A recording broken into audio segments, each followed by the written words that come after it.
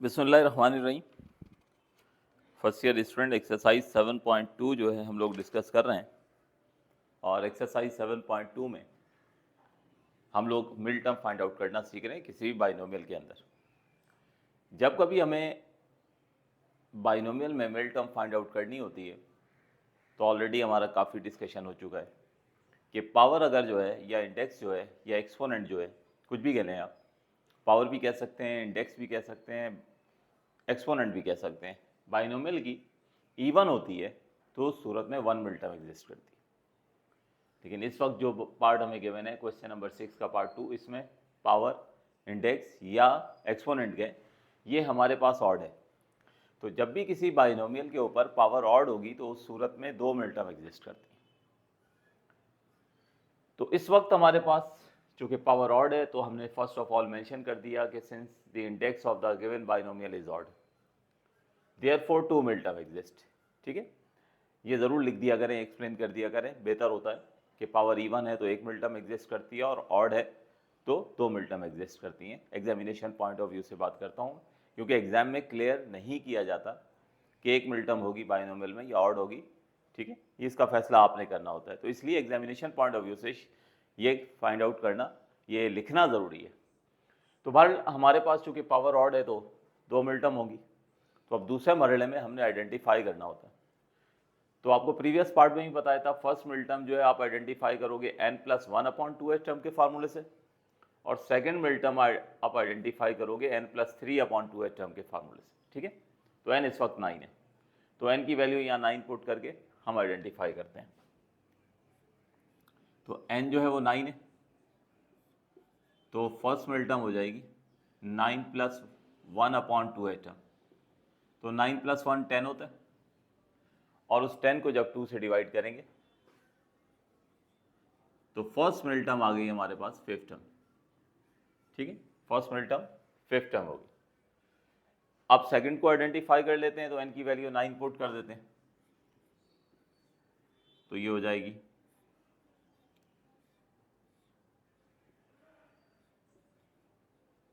9+3/2h।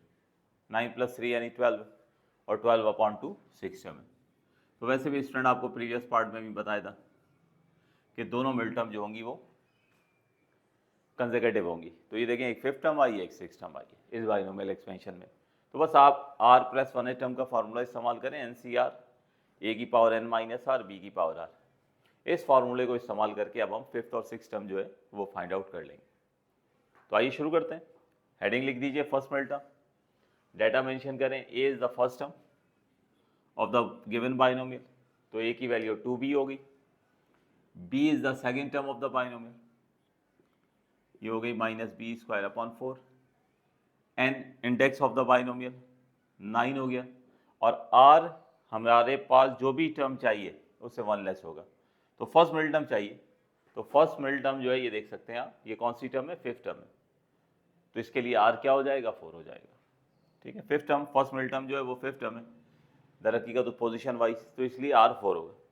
अब ये वैल्यूज हम पुट कर देते हैं, तो n+1h term, NCR 9 combination 4, a की power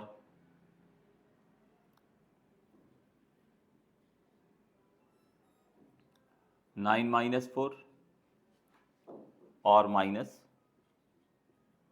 b²/4 to the power 4।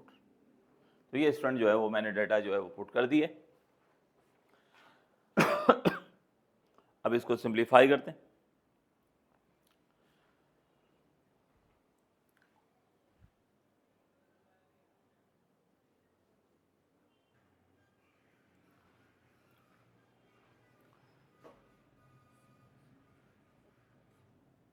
तो T4+1 यानी फिफ्थ टर्म, 9 कॉम्बिनेशन 4, फिलहाल हम कैलकुलेटर से ही कैलकुलेट कर लेते हैं। 9 combination 4, this will become 126। 9 combination की वैल्यू 4 के साथ 126 हो गई। 2b की पावर 9 माइनस 4 यानी 5 हो गई, और यहाँ पर इवन पावर है, इवन पावर है, तो माइनस नेगेटिव नंबर पर इवन पावर हो तो माइनस एलिमिनेट हो जाता है, ठीक है। तो माइनस एलिमिनेट कर दें, बी स्क्वायर पर पावर 4 आ गई, और ये डिनोमिनेटर में ये भी 4 की पावर 4 होगी। अब इसको सिंप्लीफाई कर लेते हैं।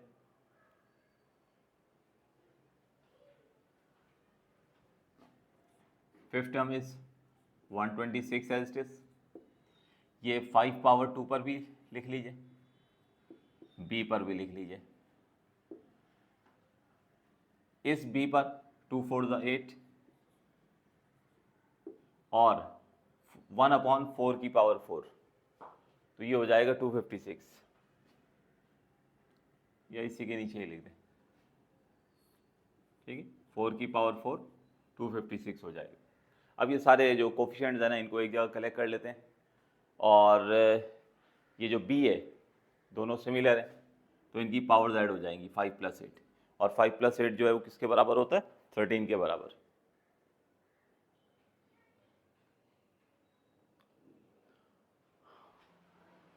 तो स्टूडेंट ये 2 की पावर 5 जो है ये 32 बन गया, 256 इसके साथ लिख दिया, ये सारे कोफिशिएंट एक जगह कलेक्ट कर लिए, और ये दोनों बी जो है ज़ाहिर है सेम एलिमेंट्स मल्टीप्लाई होते हैं तो पावर्स ऐड होती हैं, तो 5 + 8 हो गया, और 5 + 8 किसके बराबर, ये 13 के बराबर है। इस तरह मैं क्लियर करके इसको पावर लिख दूँ,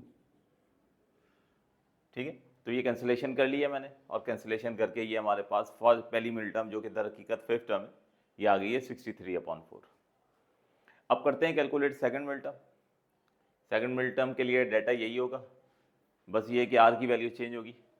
तो ए हमारे पास जो है वो 2b है, ठीक है। बी हमारे पास जो है -b² है, एन हमारे पास 9 है। अब ये देख सकते हैं सेकंड मिल टर्म जो है वो 6 टर्म है, ठीक है। तो आर की वैल्यू 5 होगी। अब ये वैल्यूज़ में पुट कर देता हूँ, और पुट करके जो है इसको कैलकुलेट कर लेता हूँ। तो t 5 + 1 ये हो जाएगा NCR, यानी 9C5 a की पावर n-r,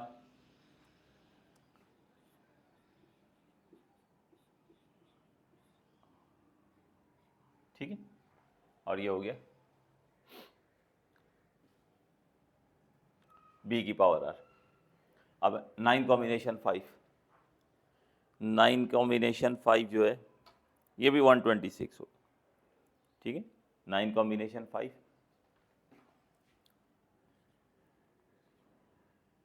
ये भी 126 हो जाएगा।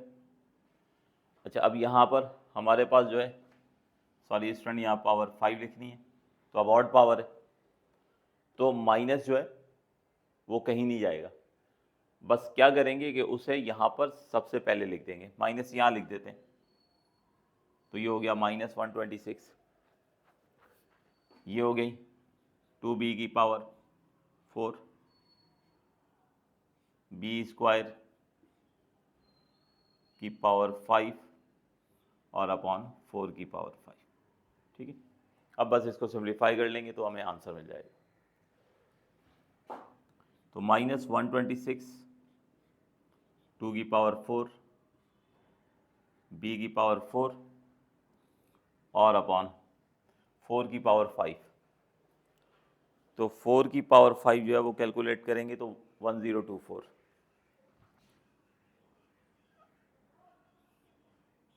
1024,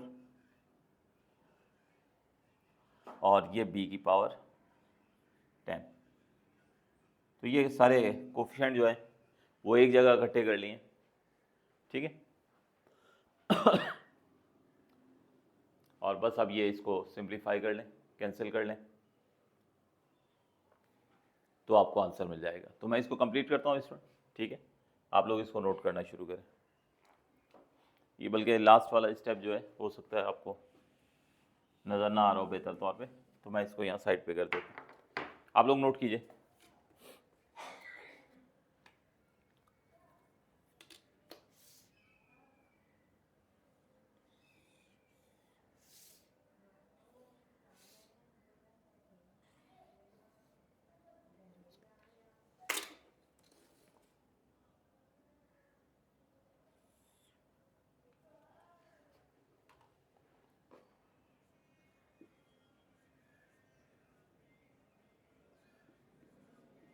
-120।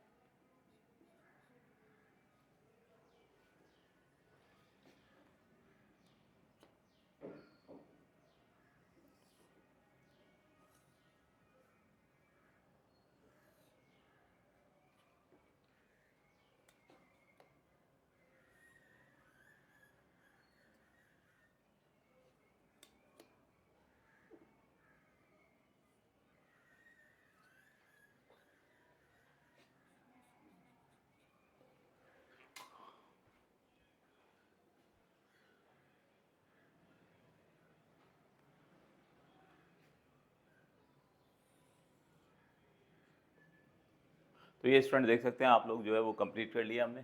तो आई थिंक 2 ही पार्ट थे इसके, क्वेश्चन नंबर 6 के 2 मिड टर्म्स जो हैं जिसमें हमें फाइंड आउट करनी थी, ठीक है। तो इसके बाद जो है क्वेश्चन नंबर 7 वो हम इंशाल्लाह नेक्स्ट लेक्चर में डिस्कस करेंगे, ठीक है। तो इसको दोस्तों के साथ वीडियो को शेयर ज़रूर कर दीजिएगा, इंशाल्लाह नेक्स्ट लेक्चर में कंटिन्यू करते हैं। Thank you ji.